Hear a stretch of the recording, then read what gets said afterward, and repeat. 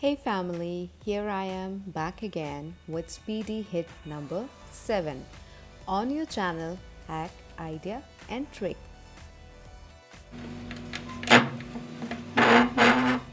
We all have some furnitures whose legs leave mark and moving them create noise. To avoid such situation, we can cover legs or add some cushion on their leg.